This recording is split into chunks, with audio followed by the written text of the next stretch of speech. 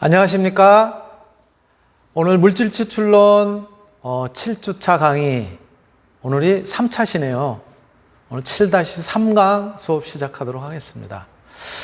네, 물질 추출론 7주차 강의에서는 우리가 전기영동법이라고 하는 이러한 이제 분리 방법을 같이 공부를 하고 있는데요. 첫 시간에는 전기영동에 의한 그런 이제 분리와 관련된 이론, 원리 이런 것들 같이 이제 살펴봤고요.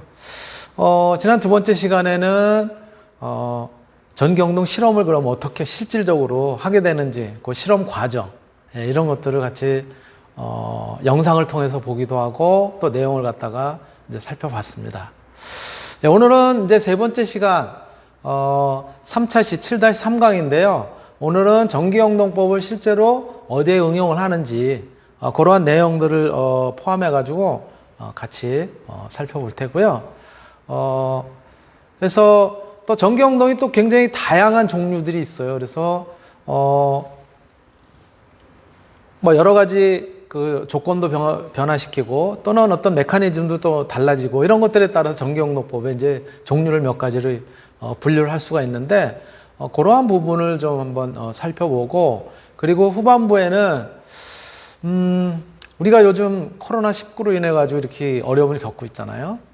코로나19를 진단하고 그러는데도 마찬가지 이런 어떤 전기영동 기법이라든가 지난 시간에 잠깐 설명을 드렸었던 중합효소 반응이라고 하는 PCR 기법을 통해서 아주 미량이긴 하지만은 이 바이러스를 양을 많이 들려서 증폭을 시켜가지고 그래가지고 이제 분석하는 그런 내용들을 같이 이제 이야기를 했는데요. 그래서 후반부에는 바로 이 코로나19를 진단하는 그런 그 방법은 어떤 것들이 응용이 되고 있는지, 물론 그 안에는 말씀드렸던 것처럼 그 분석하고 그러는 과정에서 또는 어떤 분리하고 그러는 과정에서 전기영동법이라든가 이런 것들도 아주 일부긴 하지만 뭐 이제 들어가 있고, 또는 영상에는 아마 그 작업까지는 나타나 있지 않을 수도 있어요. 근데 그러한 전반적인 과정들, 진단이라든가 또 분리라든가 또 DNA와 관련된 이러한 내용들과 관련해서 후반부에는 영상 같이 보도록 하겠습니다. 그러면 조금 전에 말씀드렸던 것처럼 다양한 종류의 전기영동법이 우리가 실제로 쓰이고 있다고 했는데 어떠한 종류가 있는지 먼저 한번 살펴보겠습니다. 우리가 지난 시간에 했었던 것이 바로 이제 DNA 전기영동에 의한 분리 뭐 이런 것들이었었잖아요. 근데 거기는 주로 뭐를 썼냐면은 지지체로 이제 겔을 갖다 사용을 했어요. 아가로스 겔이라고 하는 이런 것들을 사용했잖아요. 그래서 이러한 유형을 갖다가 겔 전기영동법 이렇게 이야기를 합니다. 그래서 겔 또는 뭐 영어식 발음을 하면 젤이 맞는다고 하죠.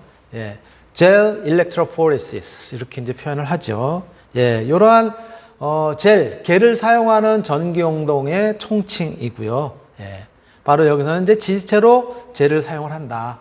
그런데 일반적으로 사용하는 이제 젤의 경우에는 폴리아크릴 아마이드 젤 이런 것들을 이제 쓰기도 하고, 또 우리가 지난 시간에 실험 방법이라든가 이런 것들을 통해서 봤을 때는 이제 폴리아크릴 아마이드보다는 아가로스라고 하는 우리 이제 한천을 생각을 하면 될 텐데요. 그런 아가로스 젤 같은 경우를 이제 많이 사용을 하죠.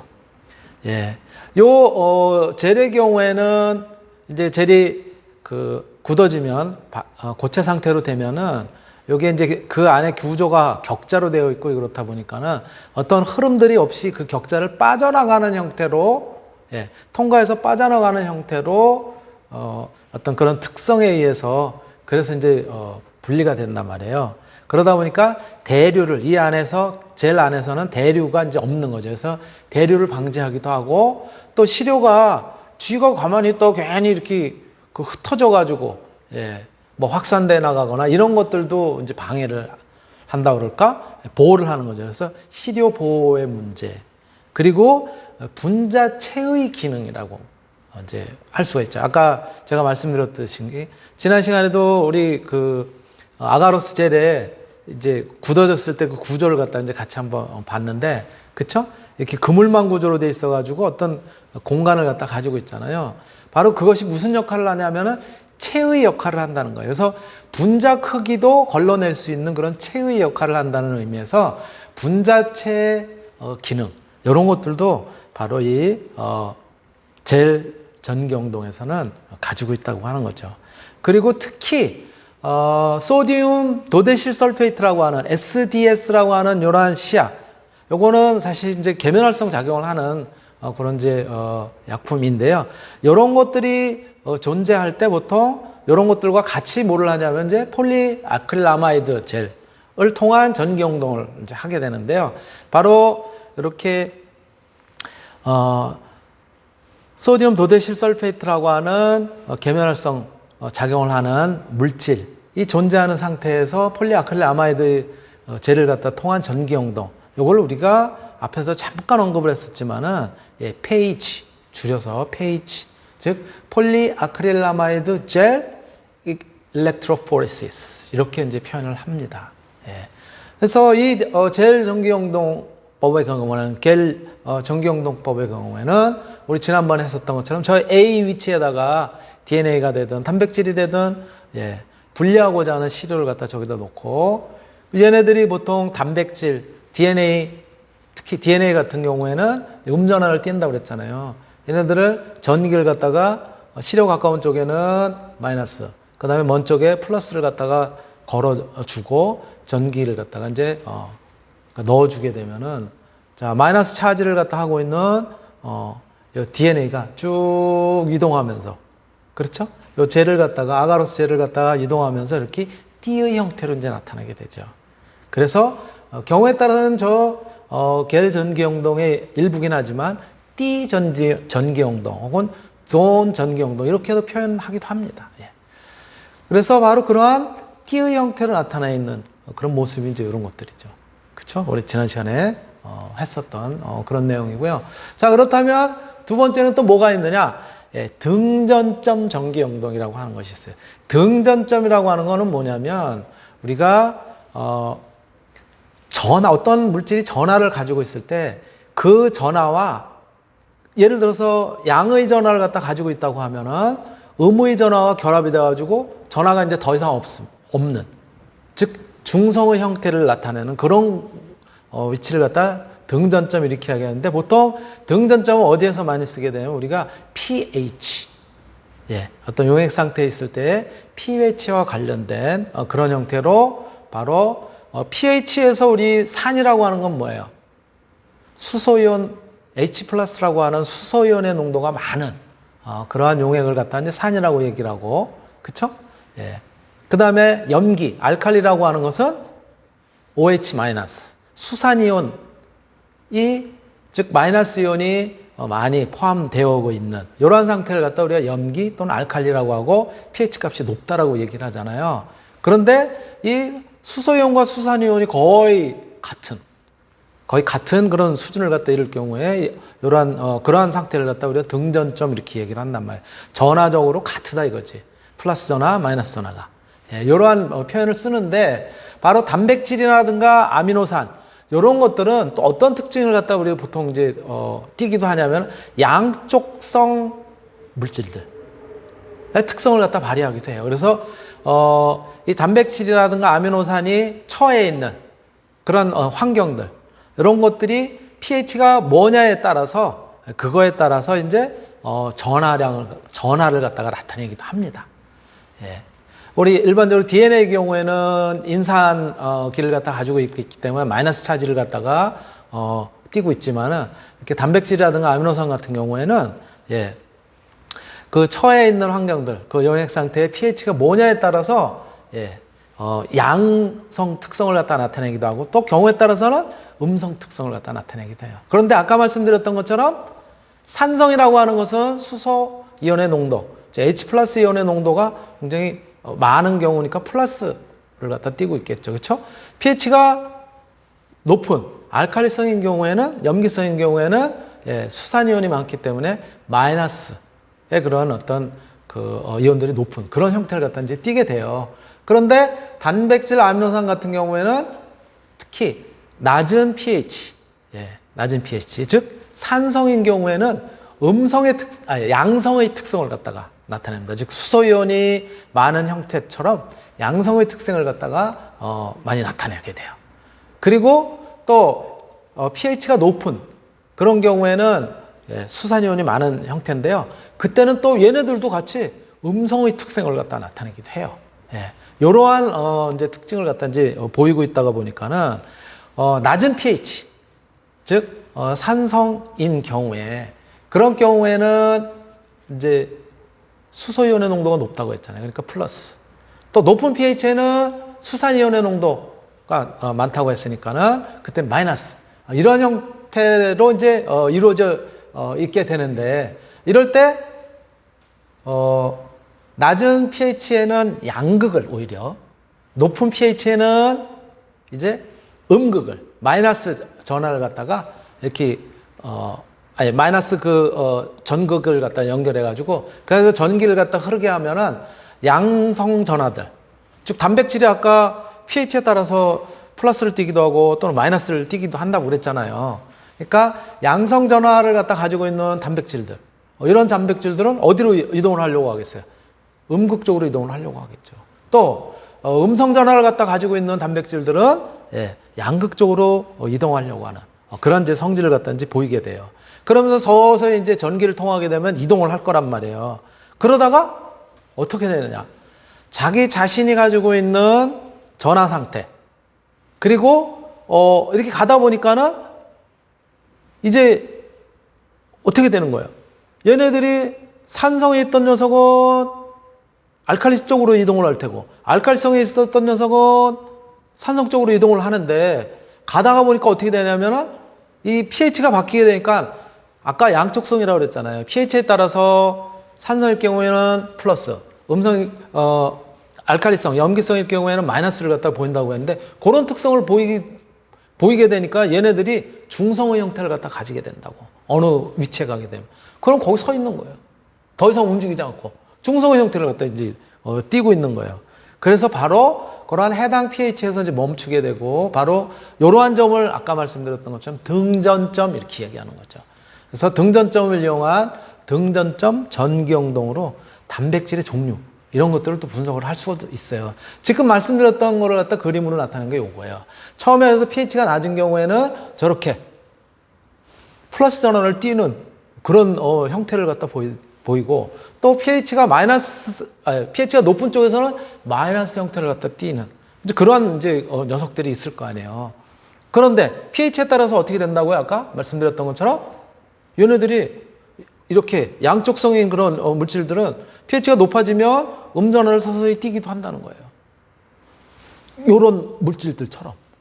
또 요런 물질이라고 하더라도 또 pH가 낮아지면은 그러면 또 양전하를 갖다 띄려고 하는 거예요. 그러니까 양쪽에 저쪽 pH가 낮은 쪽에다 플러스 높은 쪽에다 마이너스를 걸어주면 얘네들이 이제 이동할 거 아니에요. 원래 가지고 자기네들이 띄고 있는 것이 마이너스고 플러스니까 쭉 이동을 하다 보니까 제가 말씀드렸던 것처럼 얘네들은 양쪽성이기 때문에 pH가 높은 쪽으로 쭉 가다가 보면 얘네들은 이제 양전하를 가지고 있었던 녀석이 이제 음전하의 특성도 이제 보이게 되는 거예요. 어느 정도 위치를 딱 가다가 보면은 양전하와 음전하의 그런 형태가 균형을 이루는 그런 점이 이제 존재를 할 거란 말이에요. 그 더 이상 움직이겠어요, 안 움직이겠어요? 더 이상 움직이지 않고 거기서 멈추게 되는 거예요. 이러한 특성을 이용해서 그래서 이제 어떤 그 물질들을 갖다 분류하는 것이 바로 등전점 전기 영동법인 거예요. 그리고 이제 세 번째가 뭐냐면 2차원 젤 전기 영동이에요. 바로 요거는 지금 말씀드렸었던 등전점 단백질의 등전점 이런 것들을 이용한 그러한 이제 녀석인데 또 어떤 특성을 갖다가 우리가 가지고 있다고 했죠? 이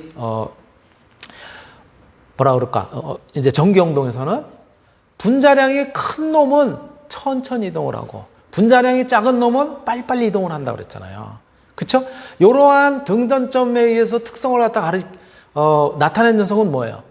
pH에 의해서 자기가 어떤 전기적인 특성에서 중성 형태를 갖다 이루게 되면 거기 멈춰 있을 거 아니에요. 근데 그거를 또 한 번 전기 영동을 방향을 갖다 좀 바꿔서 하게 되면은 어떻게 되냐면은 분자량이 큰 녀석은 천천히 가고 분자량이 작은 녀석은 빨리 이동을 할 거 아니에요.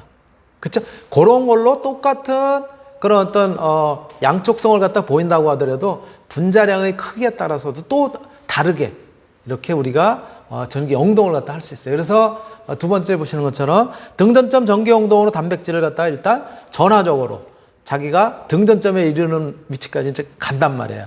여기에다가 젤 전기 영동을 다시 한번 걸어주는 거예요. 그렇게 되면 분자량 크기에 따라서 또 이제 분리가 될 거 아니에요. 그래서 같은 전하를 가지는 단백질이라고 하더라도 질량에 따라서 구분이 가능하기 때문에 또 그러한 형태로 이제 분리를 갖다 할 수가 있다는 거죠. 그래서 이러한 방법을 사용을 하면 같은 종류의 단백질이라도 이제는 분자량에 따라서도 이제 분리를 할 수 있는 거죠. 그 그림이 바로 이렇게 나타나는 거예요. 자, 여기 보세요. pH를 저쪽, 낮은 쪽, pH를 높은 쪽. 같은 위치에 쭉 pH에 따라서는 지금 배열을 하고 있잖아요. 그쵸? 저거는 어떻게? 이쪽에다가 플러스 이쪽에다 마이너스를 걸어줬을 때 이렇게 돼 있다고요. 그쵸? 이러한 상태에 있는 녀석이에요. 사실은 이렇게 나타낸 것이 아니겠지, 원래는. 어떻게 나타났겠어요? 한 군데 뭉쳐 있겠지. 그쵸? 같은 물질이니까. 분자량이 많건 적건 한 군데 뭉쳐 있었을 거예요. 그런데 그거를 다시 한번 이제 위아래로 다시 젤 전기 영동을 다시 한번 걸어주면 어떻게 되겠어요? 아까 말씀드렸던 것처럼 분자량이 큰 놈은 빨리 빠져나오고 멀리 가고 분자량이 작은 녀석은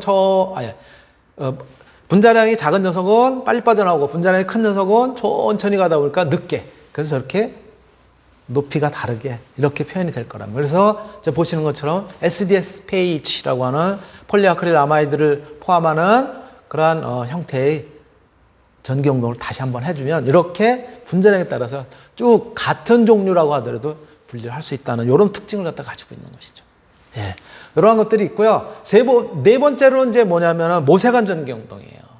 모세관 전기 영동은 모세관이라고 하는 놈은 이제 보통 우리가 HPLC 같은 데 이제 앞에서 배운 그 안에도 굉장히 그 미세한 실리카 겔이라든가 이런 것들을 갖다 이제 코팅한다고 그랬잖아요. 그럼 걔네들 입자 사이를 모세관처럼 이렇게 이제 구성을 하고 있는 것이죠. 그러한 모세관은 실리카로 이루어져 있어요. 근데 이 실리카를 구성하는 실라노라고 하는 것이 이것이 이제 음전하를 띠고 있어요. 그렇기 때문에 완충액, 우리 이제 보통 이제 실험할 때 이제 완충용액에서 이제 하게 되는데 완충액 중에서 얘 자체가 음전하를 띠고 있으니까 완충액 중에서 플러스 전하는 다 이쪽으로 가서 붙겠지. 이 그림처럼. 그쵸? 요 실리카 자체가 마이너스 전하를 띠고 있으니까 예. 플러스 전하는 저쪽에 가서 붙어요. 얘네들도 마찬가지예요. 양쪽에 이제 이렇게 관처럼 돼 있다면 예. 그렇게 되어 있는 거예요. 거기에다가 전하를 갖다 플러스 마이너스 전하를 갖다 이제 걸어주게 되면은 어떠한 현상이 있냐면은 완충액은 pH 변화를 주지 않고 자신이 플러스와 마이너스 성질을 골고루 갖고 있잖아요. 그런데 완충액의 특성상 이제 플러스와 마이너스가 균일해야 되기 때문에 이렇게 가서 균일하게 돼 있음에도 불구하고 저렇게 가서 붙어 있단 말이에요. 예. 그런데 모세관 안에서는 실라노라고 하는 실리카 저 녀석이 음전하의 상응이 되어 있기 때문에 자발적으로 가서 이제 붙어 있는 그런 형태를 갖다 이제 보인다는 거예요. 이렇게 그림으로. 예. 그런데 플러스에서 마이너스로 이제 전류를 갖다 흘리게 되면은 모세관에 있는 저런 이제 완충액의 양전하, 여기 음전하보다 모세관 안쪽에 많잖아요. 그렇죠? 벽에 붙어 있는 것이. 그러니까 음전하가 양전하의 반대 방향으로 이동하지 못하고 양전하가 움직이는 쪽에 음전하도 같이 휩쓸려 가지고 쫓아가게 돼요. 이제 그러한 특징을 갖다 여기서 이제 보이게 되는 거예요. 그래서 떠밀려서 이동을 하게 되고 분석하려는 샘플은 모세관에 투입하면 샘플도 마찬가지로 플러스에서 마이너스 전류 방향으로 완충액하고 같이 이제 이동을 하게 되는 거예요. 그러니까 플러스 녀석은 빨리 갈 테고 마이너스 녀석은 가고는 쉽지 않지만 휩쓸려서 가니까 마이너스 그런 이제 특성을 갖다가 가지고 있는 녀석은 천천히 분리가 되는 그런 특성들을 갖다 보이는 것이 바로 뭐냐면 모세관 전기 영동이에요. 예. 그래서 모세관 전기 영동을 응용하면은 바로 모세관을 이용한 크로마토그래피와 같은 그런 특성들을 갖다 이제 볼 수 있어요. 그래서 크로마토그래피의 경우에는 HPLC의 경우에는 우리가 이제 그 뭐라 그랬어요? 같이 캐리어 캐리어 액체, 용매라고 하는 녀석을 갖다가 이제 압력을 넣어서 이제 쭉 흘려보낸단 말이에요. 근데 요 모세관 전기영동에서는 압력이 아니라 전기 삼투압, 삼투 현상에 의해서 그렇게 이제 이동을 하게 되는 그런 특성이 이제 다르다라고 하는 점을 갖다 이제 여러분들한테 말씀을 드리고요. 아까 말씀드렸던 것처럼 이제 같이 영상을 보도록 그렇게 하겠습니다. 네. 오늘 국내에서도 처음으로 확진 환자가 나왔습니다. 국내 확진자 수는 7,134명으로 늘었고요. 이 코로나19 관련 사망자도 6명이 추가됐다는 속보가 들어왔습니다. 네, 코로나와 관련된 2020년 대한민국을 뒤덮은 그러한 이제, 코로나19 감염의 공포. 분석, 늘어나는 기법, 감염 확산을 막을 방법은 무엇일까? 거기에 관한 이제 조기 영상. 진단과 또 조기 격리가 이 전염병의 확산을 막을 수 있게 됩니다. 빠르게, 좀 더 빠르게 코로나19를 판별하라. 20여 년을 눈에 보이지 않는 감염병과 싸워온 숨은 영웅의 이야기. 한번 들어보실래요?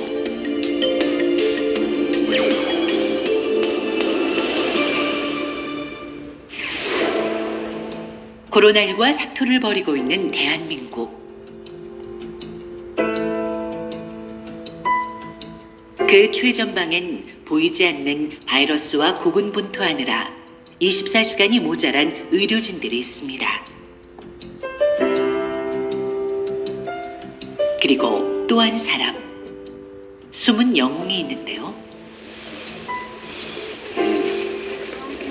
교수님, 코로나 RNA와 코로나 검체에 도착했습니다. 이게 지금 코로나 RNA를 뽑아온 거고요. 이게 선혈이고요. 검체는 코로나균은 다 죽여놓은 거고, 그다음에 RNA는 그 안에서 핵산만 뽑게 된 거예요. 빠르고 정확한 진단을 연구하는 임채승 박사입니다. 3개월 전부터 임채승 박사가 매달려 있는 연구는 바로 코로나19 검진 기술입니다. 왕관을 뜻하는 라틴어인 코로나로 이름 붙여진 바이러스. 이 바이러스는 몸체 전체에 고르게 도단한 곤봉돌기 모양의 단백질을 통해 체내에 보다 쉽게 침투할 수 있다고 합니다. 세균보다는 바이러스가 크기가 작아요. 그리고 그것보다 바이러스 중에서도 뭐 500나노미터에서 50나노미터까지 내려간다고 하면 코로나는 굉장히 작은 바이러스에 속하죠. 눈에 보이지 않는 코로나19 어떻게 진단할 수 있을까요? 코로나 RNA를 넣어줍니다. 최대한 다른 부분과 닿지 않도록. 진단을 위해 꼭 필요한 것 바로 시약입니다.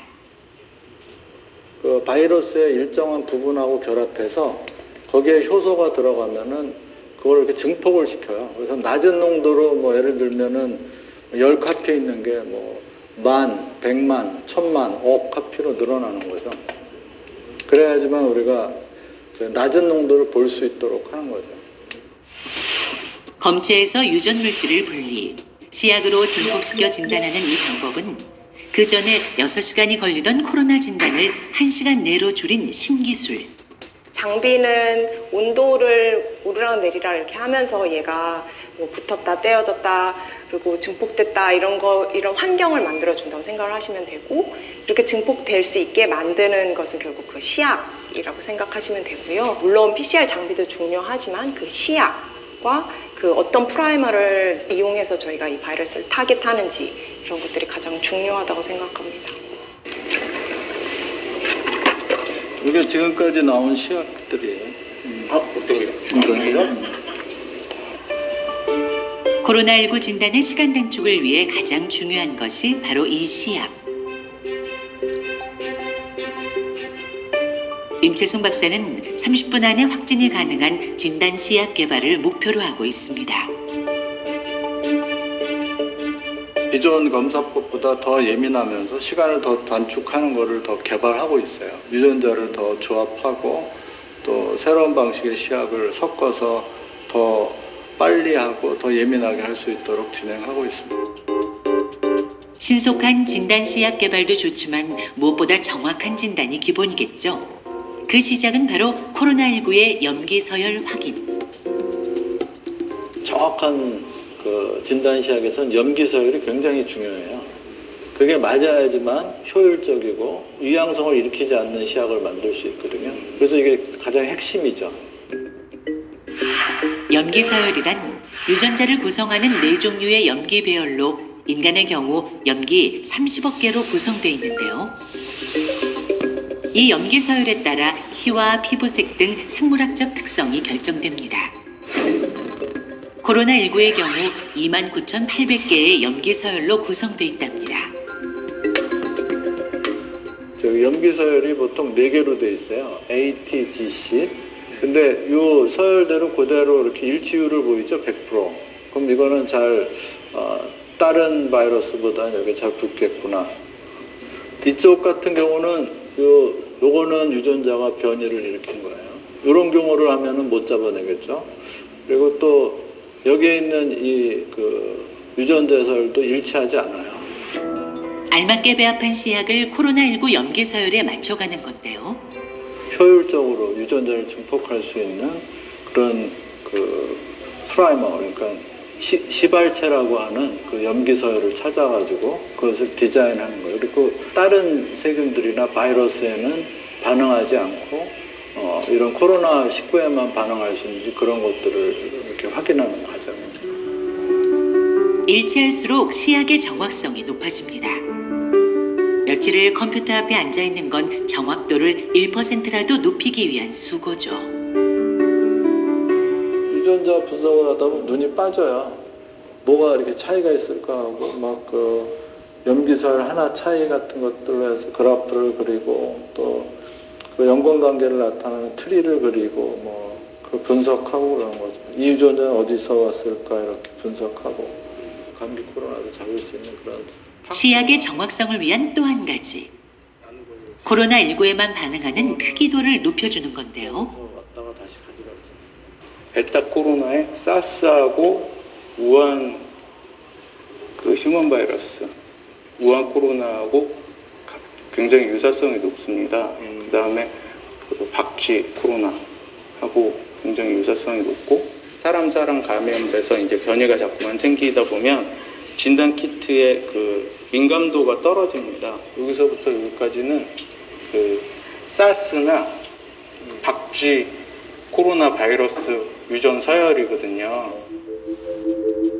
1960년대에 최초로 발견된 코로나 바이러스. 유전적 유사도에 따라 4개의 그룹으로 분류할 수 있는데요. 감마와 델타는 주로 조류를 중심으로, 알파와 베타는 주로 박쥐와 포유류를 통해 감염됩니다. 이 중 인간에게 감염을 일으키는 바이러스는 알파 코로나 2종과 베타 코로나 4종, 총 6개. 4개 베타 코로나 바이러스엔 우리에게 익숙한 사스와 메르스가 속해 있는데요. 여기에 기존에 없던 신종 코로나 바이러스 19가 생겨난 겁니다. 신종 코로나 바이러스 진단 키트를 만들었는데 신종 코로나 바이러스도 잡고 인플루엔자 바이러스도 잡고 이런 식으로 아무거나 막 잡게 되면 진단 키트로서의 그 효과가 없어지잖아요. 신종 코로나 바이러스만 일치를 하면 되는 거죠. 여기서만 일치를 하면 되고 다른 바이러스랑은 차이가 많을수록 좋은 겁니다. 신종 코로나 바이러스하고 유사한 서열에 있는 그런 사스 바이러스나 그 박쥐 바이러스 이런 것들을 같이 유전 서열을 온라인해서 다른 부분이 차이점이 되게 많은 부분만 저희가 선택을 한 것입니다. DNA를 지닌 바이러스에 비해 돌연변이 확률이 1000배 이상 높을 뿐더러 사스와 메르스보다 전염력과 전파 속도가 높은 코로나19. 현재 마땅한 치료제나 백신이 없어 사람들의 공포감이 점점 커져가는데요. 백신은요, 더딜 수밖에 없는 게 지금 나온 지 얼마 안 됐잖아요. 이 바이러스가. 인플루엔자 백신이 매년 나오는 거는 예측을 하고 하는 거거든요. 이게 나올 거라고 예측을 해서 콤비네이션을 하게 되는 건데 이 경우는 나타날 줄 몰랐기 때문에 미리 만들 수가 없는 거죠. 그래서 대략 한 1년가량은 걸려요. 지금 같은 상황에서 감염병 확산을 막는 건 신속하고 정확한 진단뿐입니다. 감염병과 그의 인연은 20년 전으로 거슬러 올라갑니다. 국군수도병원에서 군의관으로 근무하며 우연히 접한 말라리아가 시작이었는데요. 지난 79년 이후 우리나라에서 발생하지 않았던 말라리아가 최근 몇 년 사이 휴전선부근 임진강과 한탄강 유역을 따라 확산되고 있습니다. 그때 우리나라에는 말라리아가 박멸됐었어요. 그런데 갑자기 전방에서 말라리아 환자가 생기는 거예요. 한 20명쯤 생기더라고요. 그래서 이상하다. 우리나라에는 없는데. 또 여기 걸린 사람들은 그 병사들이잖아요. 병사들이 그 당시에 외국에 거의 못 나갔거든요. 지금야 흔히 나가지만 국내에서만 지냈던 사람들인데 이게 어디서 걸렸을까 이렇게 하다 보니까 이게 국내에 예전에 뭐 일제시대에 있었고 그 조선시대에 있었던 말라리아가 우리나라도 다시 나타나는구나 이런 걸 알게 됐죠. 다시 유행하기 시작한 말라리아 연구에 몰두한 임채숙 박사. 5년간의 연구를 통해 전량 수입에 의존해오던 진단시약을 국내 최초로 제작했을 뿐만 아니라 치료법까지 개발하며 말라리아와의 싸움에서 승기를 잡았습니다. 잘하고 있어? 네. 우리 농축집 하는 건가? 네, 지금 농축 한번 해보려고 준비하고 있었습니다. 검체를 넣으면 농축칩 안에 미세한 유체 회로를 따라 농축되는 진단기기는 특허까지 받은 그의 작품인데요. 세포나 세균을 농축하는 거거든요. 낮은 농도면 예민도가 낮잖아요. 그래서 이 안에다가 주사기로 해서 검체를 밀어넣으면 이쪽에 16배 정도가 농축되는 거예요. 이제 나오네 뭐. 가운데로 뭐 거의 다 보이네. 최대 80배까지 농축이 가능하기 때문에 초기 감염의 낮은 바이러스 농도에도 진단이 가능합니다. 아예 검사하기 전에 농축을 하면은 이건 가격이 싸잖아요. 그러면 일반적인 저희 간단한 시약에서도 결과를 좋게 가질 수가 있죠. 그 생각을 하게 됩니다. 이 안에 농축이 됐어요. 그럼 아까 우리 임신 진단 같은 그 키트에다 이렇게 떨어뜨려서 바로 볼 수 있게 하는 그런 게 꿈이죠. 여기서 간단히 보여서. 한번 작동을 시작하면 6시간 동안 꼼짝없이 기다려야 했던 기존 기기의 단점을 보완. 각각의 위치에서 진단체를 넣어 검사할 수 있는 이 기기 또한 그의 작품입니다. 그 장비는 한번 걸면 끝날 때까지 못 열어요. 새로운 검사가 못 들어가요. 근데 우리가 응급실 같은 데 보면은 한 번 검사를 넣는데 또 한 사람이 오면 집어넣어야 되잖아요. 기다리지 않고 검사가 끝날 때까지. 환자가 오면 또 이거를 다시 검사할 수 있도록 개발을 한 거예요. 중간에라도. 우리나라 기술로만 이루어진 진단기기. 최근 8개까지 검사가 가능하도록 연구를 마친 상태인데요. 오늘이 그 첫 실험일. 과연 성공할 수 있을까요? 양성이 나오네요. 지금 20분에 하나. 네. 벌써 나온 거예요. 양성으로. 20분 만에 나온 거예요. 이게 분이잖아요. 그러니까 벌써 결과가 나온 거예요. 일체형으로 만들어서 검체를 넣으면 결과가 나오는 그런 시스템을 최종적으로 만들어요. 말라리아를 시작으로 메르스, 에볼라, 지카, 그리고 코로나19까지 감염병의 신속하고 확실한 진단을 위한 그의 열정은 아직 멈추지 않았습니다. 지금 저희가 코로나가 이렇게 올 거라고 생각하지 않았잖아요. 어느 틈에 훅 퍼지는 것처럼 어떤 일이 발생할지는 몰라요. 지카가 발생했었고 메르스가 발생했었고 또 사스가 있었고 신종플루도 발생했었고 매년 제가 볼 때는 짧으면 4, 5년, 길면 10년에 한 번씩은 이런 위기가 오는 것 같아요. 그거에 대비해서 국가에서도 그렇고 또 감염병 연구자들이 그런 거를 또 기여하기 위해서 미리 만들어 놓는 게 중요한 것 같아요. 수많은 외신들이 주목한 한국의 코로나19 대응법들. 최전선의 의료진과 함께 싸우는 연구자들이 있었기에 가능했던 것 아닐까요? Cases of COVID-19 were reported from 47 countries. 점심시간이 훌쩍 넘은 시간. 자리를 지키고 있는 연구원을 찾는 임채승 박사. 뭐 하는 거야? 타이머 잘 돼가? 모르지. 반말 좀 다시. 누구예요? 저 아들이에요. 응? 저희 아들이에요. 코로나19와 맞서 싸우는 아버지를 위해 방학까지 반납하고 일꾼을 자처한 아들 임민섭 군. 지금 바이오외국학과인데 그 의료기기에 대해서 다루는 거예요. 좀 흥미를 느끼면은 도움이 되는 것 같아요. 너무 오래 방치하지 말고 그때그때 녹여서 하는 게 제일 중요해요. 아무리 단순 작업이라지만 지금 같은 시국에 일손 하나 보태자는 것이 어딘가요? 든든합니다. 더 많이 배워가지고 내가 힘든 걸 좀 해결해 줬으면 좋겠어요. 힘들 때마다 이 얘기 저 얘기 해주고 아이디어를 서로 공유했으면 좋겠어요. 아들과 함께 걸어가는 연구자의 길. 더는 외롭지 않습니다. 며칠 뒤 다시 찾은 박사의 연구실. 여기 네지오타하고 20명 남짓한 연구원들이 함께 모여 실험한 진단시약의 결과를 함께 나누기 위해 회의가 한창인데요. 여기도 보면 WHO도 RDR 현재 사용되거나 출시를 앞둔 진단시약들과 앞서 개발한 진단시약의 정확성을 비교한 건데요. 두 개를 합치는 게 나을 것 같은데. 좀 LOD를 높이려고 했는데 별로 차이가 없어지네요. 알솔루션이 잘 나와. 결과는 어떻게 나왔을까요? 실제 요거 검체 원투가 코로나 환자 거예요. 근데 하나는 나왔고 하나는 안 나왔어요. 검체에서 직접 했을 때 36분 만에 결과가 나온 거죠. 조건이 아직 안 맞는 게 있기 때문에 우리가 조건을 많이 바꿔야 돼요. 수백 번의 실험을 거치고 난 뒤 교수님 프라이머 도착했어요. 최종적으로 탄생한 진단시약이 도착했습니다.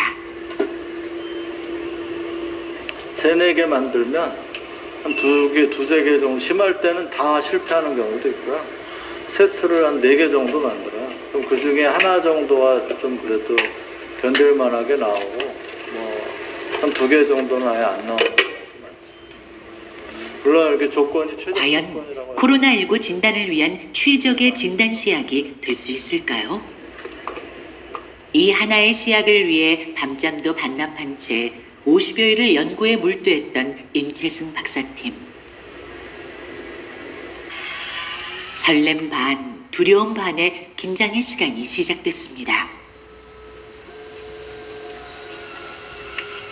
그동안 함께 연구한 사람들이 모여 떨리는 마음으로 결과를 지켜보는데요. 잘 나오네요.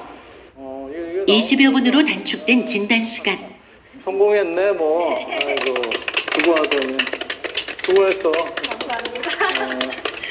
전보다 한 10분 정도요. 이 정도 더 단축시킨 거죠. 네. 그게 또 쉬운 거는 아닌 게 거기다가 여러 가지 구조를 바꾸고 농도를 조절하고 이런 실험들을 굉장히 많이 해야 되거든요. 하지만 10분 정도 단축하면은 환자 입장에서는 그 결과를 주고 하는 것들을 훨씬 많이 단축할 수 있죠. 지난 30여 년, 인류를 끊임없이 위협해온 수많은 감염병에 맞서 싸움을 멈춘 적이 없는 임채승 박사. 2020년 세계를 뒤덮은 코로나19. 그는 이번 전쟁에서도 결코 지지 않을 겁니다. 재현성 있는 발명, 항상 노력해 나가고 발전해 나가야겠죠. 예. 이게 뭔가요? 아이고, 고맙습니다. 어떻게 이런 걸 다 주세요. 투철한 연구 정신으로 진단검사약 분야에 기여한 공로가 크므로 입회에 감사의 마음을 모았습니다. 열심히 하겠습니다. 이걸 받았으니까 열심히 안 하면은 너무 미안할 것 같아요. 네, 잘 보셨습니까? 예, 오늘은 우리가 그동안 배웠었던 전경동 또 그와 관련된 전경동 과정에서 조금 살펴봤었던 예, 중합 효소 반응, 예, 중합 연쇄 효소 반응, 또 PCR이라고 하는 거죠. 또 최근에 코로나 19와 관련된 진단, 예, 그런 것들이 어떻게 진행이 되고 있는지 그런 것도 같이 연속성상에서 살펴봤습니다. 오늘 제가 준비한 내용은 여기까지입니다. 수업 마치도록 하겠습니다.